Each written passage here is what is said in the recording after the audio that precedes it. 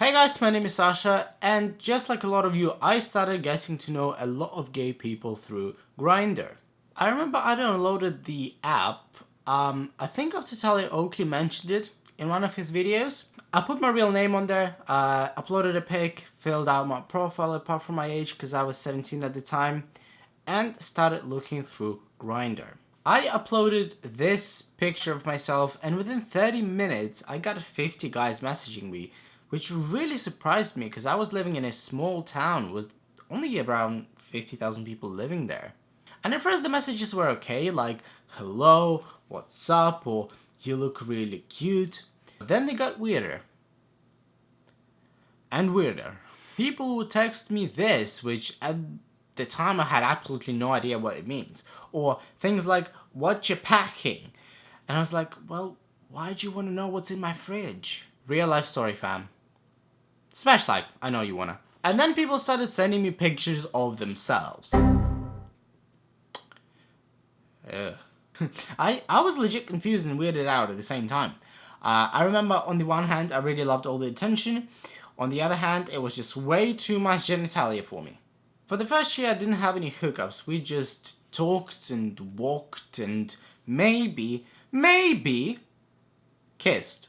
But then time went by, I started doing it with guys, and I got warmed up to the idea. I remember in particular, there was a time where I would feel very sad and depressed because I was going out with guys, and it just wouldn't work out. Either because of me or because of them, and so on the peak of my depression and sadness, February 2018, I think it was, I decided, that's it. I don't want any relationships anymore. I'm tired of things not working out. I'm just gonna be a basic hoe. And I'm pretty sure within a month or two, I had a thing with like a dozen guys. And I loved it. It helped me forget about all the pain I was experiencing at the time. It gave me a lot of self-confidence. And it gave me something to do while interacting with people who had something in common with me. Being gay. And actually through Grindr, I've met my boyfriend, again, if you watched my channel before, you'd know, who I've been dating with for 1.5 years now. I think I can easily speak for myself when I say that Grindr helped me connect with gay community, experiment with guys, see what I like in relationships and dates, and it made me feel a lot less alone, and more like part of this tribe that we all are as gay people. And however well it worked out for me, I've definitely seen some guys who it hasn't worked out so well for.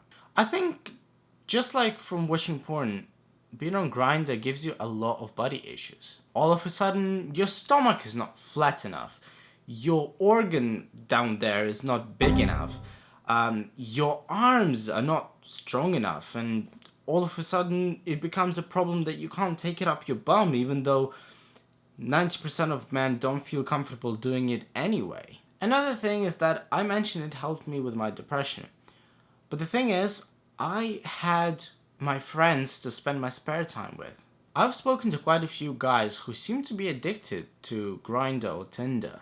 A hookup or a date with a person gives them temporary emotional relief, but when they actually look back at their short, meaningless chats that they had on Grindr, or when their hookup or a date walks out of their room with a mere thank you at best, they feel even more depressed and more distressed and anxious. So my advice in this case would be spend some time outside of these apps. Make a few breaks for yourself. Spend some time with your good friends.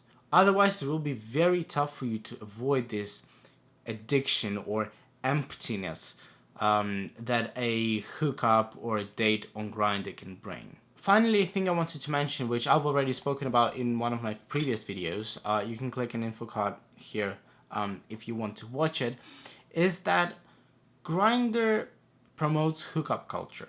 And what I mean by that is that it pushes us into having sex with a person at a very early stage of our relationship, because this is what the expectation is with some people, where perhaps we didn't get to know the person as well as we probably should, and we didn't create an emotional bond between each other. What it does is, if say you wanted a more long-term relationship, because the focus of your relationship switched to sex too early on in your life, after the novelty has worn off, you're more likely to feel like you are not attracted to them anymore. You didn't have enough time to create that emotional connection because you were too busy doing it in your bedrooms or wherever else, depending on how kinky you are. Which again, can work out for other people. I've seen it work out for other people, but I've also seen so many of my friends and friends of my friends killing off their relationships because of that I just felt like I had to mention it in this video. So I think the lesson here is be aware of what using these dating apps can cause. Look out for the signs that this is happening, and if it does, give yourself a break. Go out with your good friends or spend some time with yourself without using technology. Paint something, build something, write something. It's a lot better to direct your emotions into a good thing rather than a self-destructing thing. I hope this video was useful. If it was, definitely give it a like. Subscribe to my channel because I make weekly videos on weekends for my gay community. And follow my Instagram, sashalivesinengland. I'll leave the description down below. It's been very nice to see some of you guys actually following me, talking to me about the things that I mentioned in my videos. I definitely want to encourage that. Follow me, chat with me. I'd love to hear what you think. Thank you very much for watching. Have a wonderful week, and I will see you in the next video. Bye guys.